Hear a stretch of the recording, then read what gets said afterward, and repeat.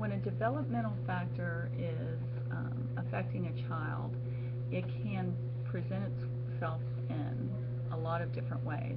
One way that it can present, and probably the most common, is the child will act out.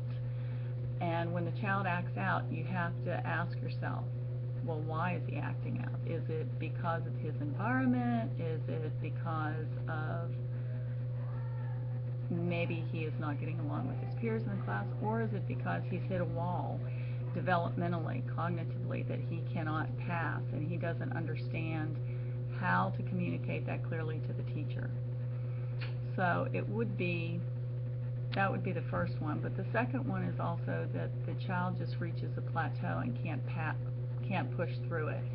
You are doing the interventions, you're doing everything that you need to do, but this child has just plateaued, and the child can't seem to push through to get to where he needs to be. So you have to look at which area developmentally is he missing, what area needs to be reinforced to give that child a better understanding of what you're trying to teach him. The developmental factors that affect the classroom the most are the social and behavioral. We have interventions for cognitive and other developmental factors, but we don't have the necessary interventions at times for the social and behavioral.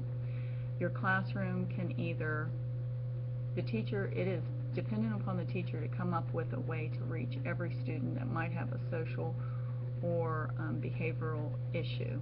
And you have to be creative, and you have to think of a way of getting them from point A to point B, as well as the whole class, and having them interact with each other. The least restrictive learning environment has affected my teaching style in that over the years I've become a lot more, or having the kids become a lot more physical in their learning.